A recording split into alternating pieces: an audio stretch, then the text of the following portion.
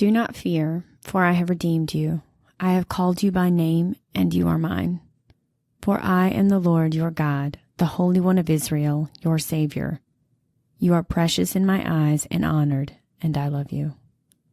It was late in the evening.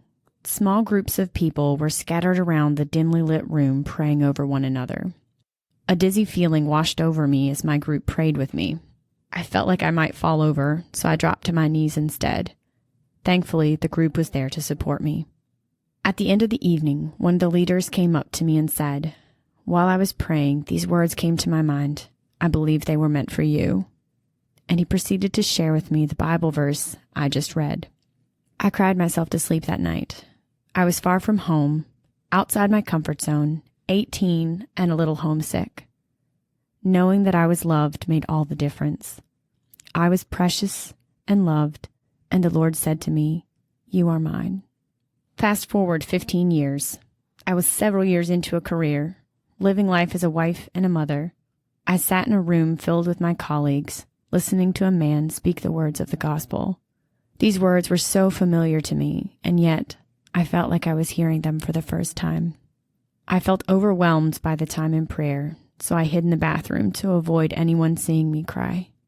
Afterwards, the speaker found me and said, "I need you to know that you are not alone.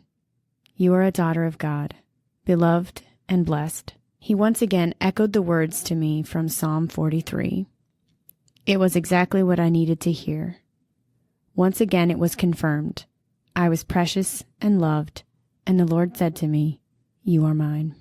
As I recount these moments to you, I feel a little anxious about sharing them. These are moments in my life that remind me of who I really am, but they are also deeply personal and incredibly intimate. The weight of the world creeps in, and I forget not only who I am, but whose I am. And these words, these memories, remind me that I am loved, and the lies are forced to flee.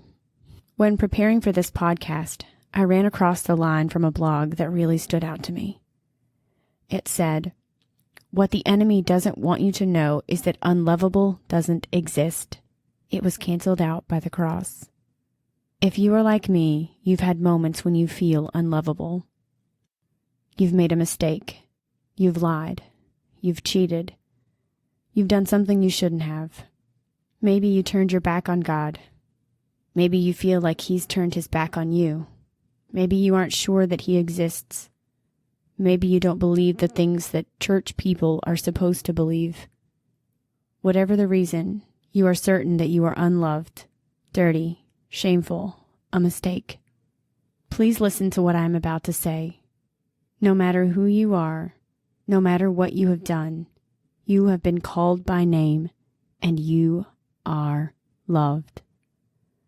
Talk of faith and religion quickly turn into teachings, doctrines, and dogmas. Don't get me wrong, these are important and they have their place. But this podcast isn't about teaching. It's about stories.